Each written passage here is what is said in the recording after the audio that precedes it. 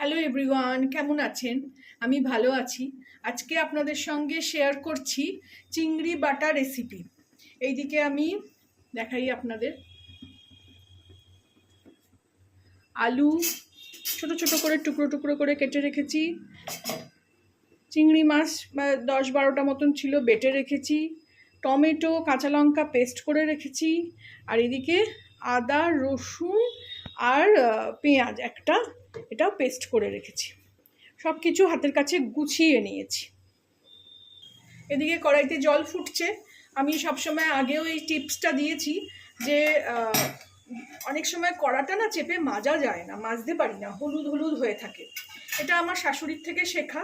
এই জলটা ফুটিয়ে কড়ার জলটা ফেলে দেবো, তাতে এই হলদেটে ব্যাপারটা চলে আসবে। এই দেখুন কড়াটা জলটা হলুদ হলুদ লাগছে। এবার এটাকে আমি ফেলে দেবো। তাতে দেখুন কড়াটা একদম পরিষ্কার হয়ে গেল, একদম ঝকঝক করছে। এবার আমি এতে সর্ষের তেল দিয়ে দেবো। কড়া গরম হয়ে গেছে, সর্ষের তেল দিয়ে দেবো। এতে একটু তেলটা বেশি লাগে। আমি এখানে 2 পলার জায়গায় 3 পলা আর একটু দেবো। তেল গরম হয়ে গেছে অলরেডি। এখানে আমি একটু জিরে ফোড়ন দেবো। জিরের সঙ্গে শুকনো লঙ্কাও দেখিয়েছিল, আমি এটা ফেসবুক থেকে শিখেছি, কিন্তু আমি শুকনো লঙ্কা খাবো না বলে এটা দেবো না।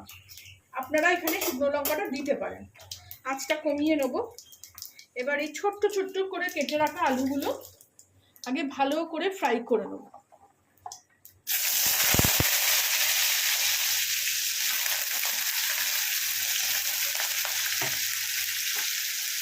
একটু তেল আঁচে দেবো, দিয়ে একটু ভালো করে ফ্রাই করে নেব।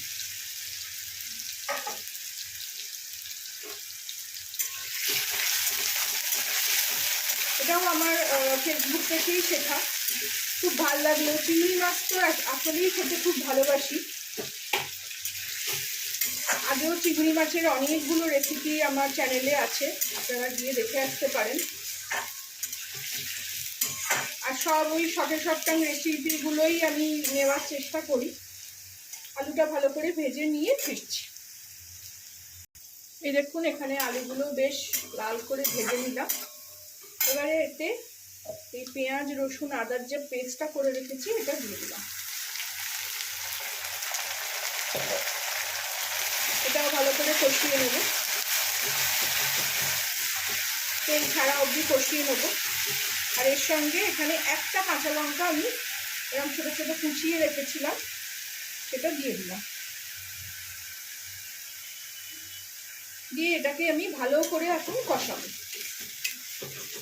এর মধ্যে শুকনো মশলাগুলো দিয়ে দিই, হলুদ লঙ্কা,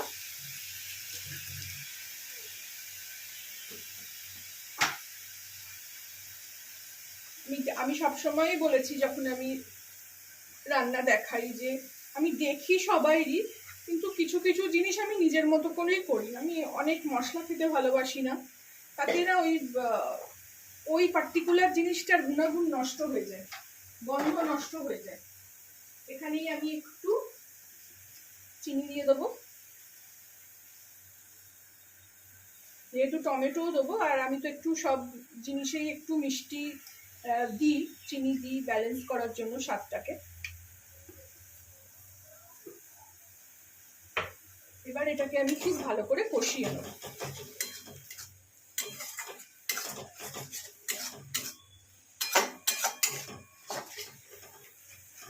কষিয়ে নিয়ে ফিরছি।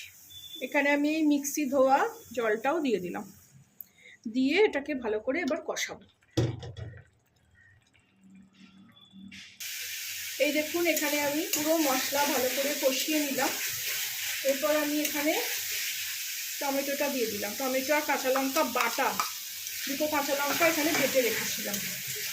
তার সঙ্গে সঙ্গে এই চিংড়ি মাছের পেস্টটাও দিয়ে দিলাম, দিয়ে এবার এটাকেও ভালো করে কষাবো।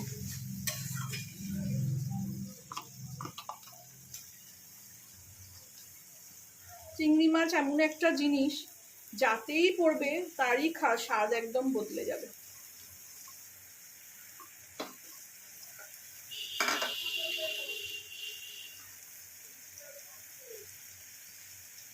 এবার এটাকেও ভালো করে কষিয়ে নিতে হবে। এখানে এই বাটি ধোয়া জলটা একটু দিয়ে দেব।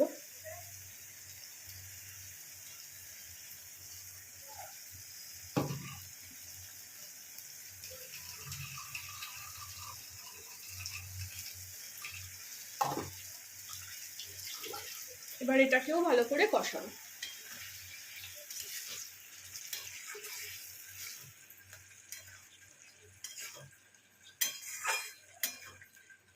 কষিয়ে এটাকে একদম একদম শুকনো হয়ে যাবে, তেল ছাড়া অবধি কষাতে হবে ভালো করে। আমি এটাকে ভালো করে কষিয়ে নিয়ে আমি ফিরছি। এই দেখুন, একটু ঢাকা দিয়ে দিয়েছিলাম।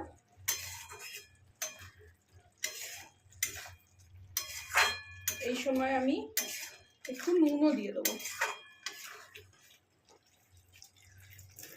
স্বাদ মতো নুন দিয়ে দেবো। চিংড়ি মাছটা থেকে জল ছেড়েছে, চিংড়ি মাছটা কিচ্ছু দিইনি, একদম প্লেন বেটে নিয়েছি একটু জল দিয়ে।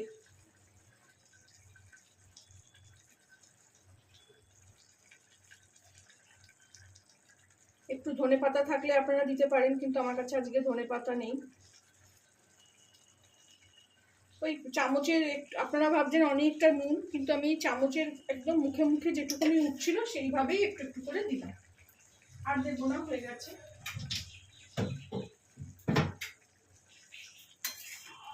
এই জলটা পুরো শুকোতে হবে, একদম তেল বেরিয়ে আসবে। একটু তেল আজকে বেশিই দিয়েছি।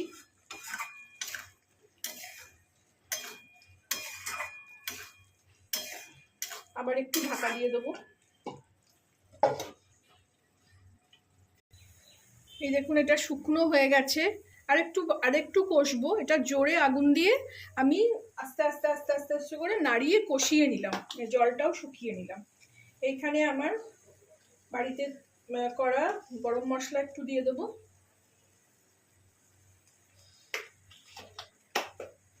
দিয়ে এটাকে মিলিয়ে দেবো। কি সুন্দর দেখতে হয়েছে, কালারটা খুবই ভালো এলো।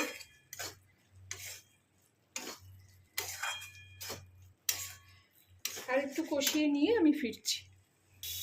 এই দেখুন, ভালো করে একদম কষিয়ে নিলাম, একদম কড়ার গা থেকে ছেড়ে যাচ্ছে।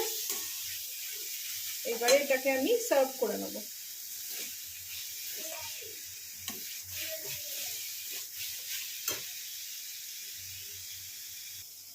এবার এটাকে সার্ভ করে নেব এর মধ্যে, এই বাটিটার মধ্যে।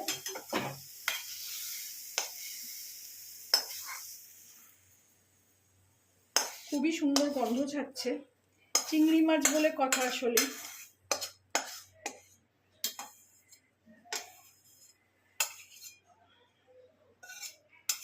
মানে কড়াতে একটু রাখা যাবে না, এটা চিংড়ি মাছ এমনই প্রিয়। এই কেকে কেকে কেকে কেকে একদম সবটা তুলে নেব।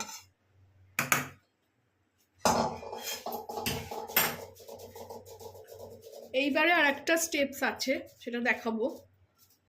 এবার এদিকে একটা ছোট তড়কা প্যান আছে আমার, আগেও দেখিয়েছি। এটা বসিয়ে দিয়েছি উনুনে, গ্যাসে। এর মধ্যে আমি এই রান্নাটা টুইস্ট,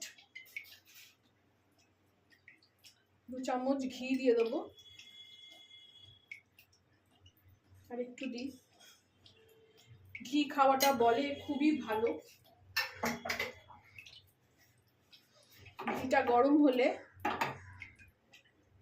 তার মধ্যে কটা কারি পাতা, আমার গাছেরই আছে, তুলে ধুয়ে নিয়েছি, দিয়ে শাক লাগিয়ে দেবো।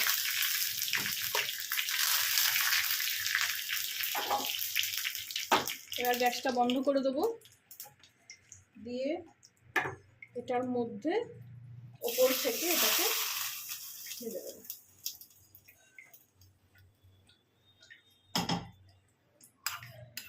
আমিও দেখেই শিখেছি, বানিয়েছি, আপনাদের সঙ্গে শেয়ার করলাম। আপনারাও প্লিজ বানিয়ে খাবেন, আমাকে জানাবেন কেমন লাগলো।